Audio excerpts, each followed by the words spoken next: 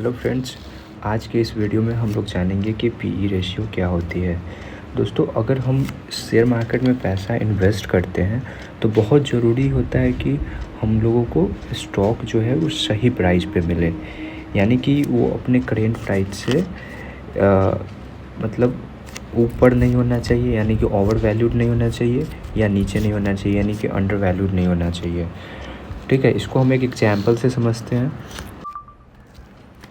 जैसे कि आप एग्जाम्पल में देख सकते हैं, कार 1 है जिसकी प्राइस 25 लाख रुपया है, इससे हम मंथली 10,000 रुपया कमा सकते हैं। कार 2 है जिसकी प्राइस 30 लाख रुपया है, जिससे मंथली हम 15,000 रुपया कमा सकते हैं। तो ऑफ कोर्स सी बात है कि हम कार 2 खरीदेंगे। ठीक है, उसी तरह से जैसे कोई भी चीज़ को ख़रीदने से पहले हम ये चीज़ चेक करते हैं कि हम उस कोई सामान में उतना पैसा लगा रहे हैं तो उसके बराबर में मुझे वैल्यू मिल रही है या नहीं। सिमिलर कंसेप्ट अप्लाई होता है स्टॉक मार्केट में।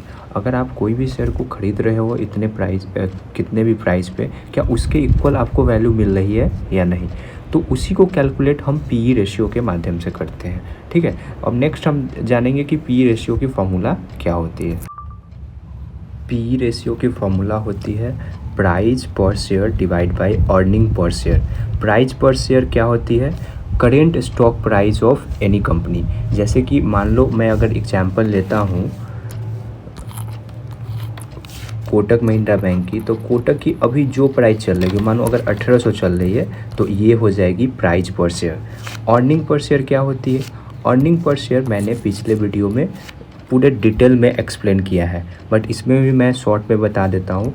अर्निंग पर शेयर यानी कि आप किसी भी कंपनी का एक शेयर खरीदे हुए हो तो एक साल में आपको कितना उस पर प्रॉफिट हुआ, उसी को बोलते हैं अर्निंग पर शेयर। और अर्निंग पर शेयर कैसे कैलकुलेट होता है? कोई किसी भी कंपनी के नेट इनकम में से प्रीफर्ड डिविडेंड को सब्ट्रैक्ट करते हैं और डिवाइड देते हैं आउटस्टैंडिंग शेयर से। नेट इनकम यानी कि ऐसा इनकम जो सारे खर्च को घटाने के बाद जो इनकम बचता है उसको बोलते हैं नेट इनकम। और प्रीफर्ड डिविडेंड क्या होता है? ऐसा डिविडेंड जो कि ऐसे पर्सन को मिलता है जो प्रेफरेंस शेयर कंपनी के खरीदे हुए हैं। और आउटस्टैंडिंग शेयर क्या होता है? आउटस्टैंडिंग शेयर मीन्स ऐसा शेयर जो कंपनी होल्ड नहीं करी है, जो नॉर्मल हमारे जैसे रिटेल इन्वेस्टर होल्ड कर रहे हैं। ठीक है, अब मैं इसको एक एग्जाम्पल से समझता हूँ। यहाँ पे एग्जाम्पल में आप देख सकते हैं, एक एसएस लिमिटेड नाम की कंपनी है जिसकी करेंट शेयर प्राइस 180 रुपये की है, जिसकी ईपीएस 10 रुपये की है, तो इसकी पी रेशियो निकल कर आ गई 18 रुपये। अब क्वेश्चन ये आता है कि 18 रुपये का मतलब क्या हुआ? तो 18 रुपये का सिंपल सा मतलब होता है कि कंपनी की जो एनुअल जो सालाना कमाई है, आप उसका 18 गुना ज़्यादा मतलब देने को तैयार हो।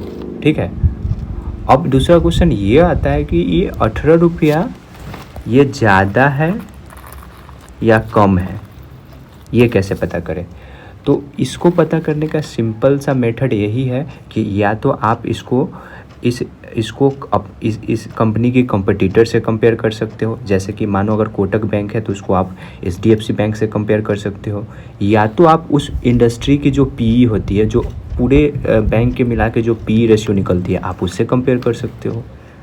एग्जाम्पल के लिए यहाँ पे मैंने सेम सेक्टर यानी कि बैंकिंग सेक्टर की 2 बैंक ली है और उसको मैं कंपेयर करके देखता हूँ। यहाँ पे कोटक महिंद्रा बैंक है जिसकी शेयर प्राइस 180 है, जिसकी ईपीएस 10 रुपये की है, जिसकी पी रेशियो निकल कर आ गई 18 रुपये। एक है एचडीएफसी बैंक जिसकी शेयर प्राइस 300 रुपये है, इसकी ईपीएस 15 रुपये है, इसकी पी रेशियो निकल कर आ गई 20 रुपये। अब मानो अगर इंडस्ट्री की पी है 19 रुपया, तो इससे क्या पता चलेगा कि जो कोटक बैंक की जो स्टॉक प्राइस है वो चीप है, सस्ता है as compare to HDFC bank, इसकी हो गई एक्सपेंसिव। तो आप सोचोगे कि अब तो चलो कोटक में इन्वेस्ट कर देते हैं, लेकिन ऐसा नहीं होता है। चलो मैं आपको 2-4 और ऐसा एग्जाम्पल लेकर बताता हूँ कि कभी कभी ऐसा भी होता है कि जो एक्सपेंसिव स्टॉक होता है वही ज़्यादा अच्छा फ्यूचर में परफॉर्म कर जाता है, राइट। इसको मैं एग्जांपल लेकर समझाता हूँ। मैंने 4 ऐसे सिचुएशन लिए हैं। एक पहला सिचुएशन जो है, फर्स्ट जो है, इसमें पी जो है वो लो है और लो ग्रोथ हो रही है। जैसे कि एक कंपनी है जिसकी ईपीएस ईयर 1 में 10 थी, ईयर 2 में 11 थी, ईयर 3 में 12 थी। उसकी प्राइस ईयर 1 में 100, ईयर 2 में 110, ईयर 3 में 120। उसकी जो पी रेशियो थी वो 10 के 10 ही रह गई, यानी कि पी भी कम थी, इसके ग्रोथ भी कम थी, ठीक है। और नेक्स्ट सिचुएशन है जिसमें हाई पी हाई ग्रोथ। जैसे कोई कंपनी है, उसकी ईयर 1 में ईपीएस थी 100, ईयर 2 में 10, ईयर 2 में 20, ईयर 3 में 40, और प्राइस उसकी थी 150 ईयर 1 में, 500 ईयर 2 में, 1600 ईयर 3 में।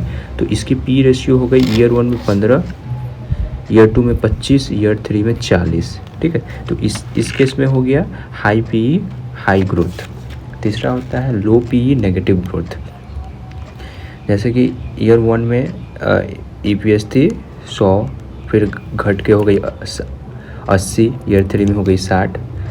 उस कंपनी की प्राइस थी ईयर 1 में 2000, घट के 1200 हो गई, 600 हो गई। तो इसकी जो पी घट के हो गई 20, 15, 10, ठीक है। इस केस में लो P low growth negative growth. एक हो जाती है मॉडरेट पी हाई ग्रोथ। जैसे कि ईयर 1 में 10 थी, ईयर 2 में 30 हो गई, ईयर 3 में 70 हो गई, और प्राइस उसकी बढ़ के ईयर 1 में थी 100, 450 हो गई, उसके बाद 1400 हो गई, ठीक है। तो इसकी पी रेशियो हो गई पहले साल में 10, दूसरे साल में 13, तीसरे साल में 20, ठीक है। और हो सकता है कि ईयर 4 में नेगेटिव भी हो सकती है, क्योंकि ये सब जो होती है ये साइक्लिक इंडस्ट्रीज़ के केस में होती है। साइक्लिक इंडस्ट्रीज़ क्या होती है मैं आपको बताता हूँ। साइक्लिक इंडस्ट्री जैसे कि कोई इंफ्रास्ट्रक्चर इंडस्ट्री है, मानो कि उसको कोई ईयर में खूब सारा प्रोजेक्ट मिला, तो उसकी जो ईपीएस है वो बढ़ी, उसकी शेयर प्राइस बढ़ी, और अगले साल कोई भी प्रोजेक्ट नहीं मिला तो ईपीएस उसकी डाउन भी हो सकती है, ठीक है। पी रेशियो लो कब होती है, हाई कब होती है, ठीक है। तो ये 2-3 केस है जिसमें अक्सर पी रेशियो हाई या लो होती है। जैसे कोई भी स्टॉक ओवर वैल्यूड है, मतलब उसमें मतलब बायर बहुत ज़्यादा है, तो उसकी जो वैल्यू होती है वो बढ़ जाती है, पी रेशियो बढ़ जाती है। या हो सकता है कोई कंपनी या कोई सेक्टर का अच्छा फ्यूचर है, राइट, अच्छा वो कंपनी परफॉर्म कर रही है, तो वो सब केस में जो होती है पी रेशियो हाई हो जाती है। और वाइस वर्सा उसका उल्टा, पी रेशियो लो होने का कारण कोई स्टॉक हो सकता है अंडर वैल्यूड है, मतलब उसको आदमी लोग जान नहीं रहे, या तो हो सकता है उस कंपनी की ग्रोथ अच्छा नहीं है, या हो सकता है उस कंपनी की फ्यूचर अच्छा नहीं है। सो इस केस में या तो हाई पी हो जाएगी या लो पी हो जाएगी।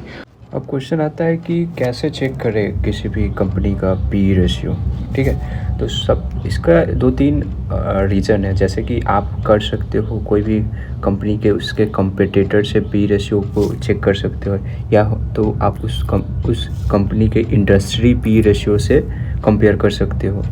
दूसरी है कि आप चेक कर सकते हो कि या तो इसकी पी रेशियो कम है तो क्यों कम है, अगर ज़्यादा है तो क्यों ज़्यादा है। इसके लिए आप मतलब पिछले 5 साल की आप इसका डेटा देख सकते हो कि पी रेशियो कम क्यों है, ज़्यादा क्यों है, ठीक है। और आप देख सकते हो कि इसका मतलब ग्रोथ जो है वो सस्टेनेबल है या टेम्पररी है। कभी कभी कोई भी केस में होता है जो मतलब 1 साल 2 साल अच्छा ग्रोथ दिखाया, उसके बाद फिर नीचे चला गया। तो ये सब करके चेक कर सकते हो, ठीक है। आई होप आपको पी रेशियो समझ में आया होगा। Thank you so much for watching my video. और इसी तरह से नेक्स्ट जो टर्म होती है फंडामेंटल एनालिसिस की सीखने के लिए आप मेरे चैनल को सब्सक्राइब कर सकते हैं।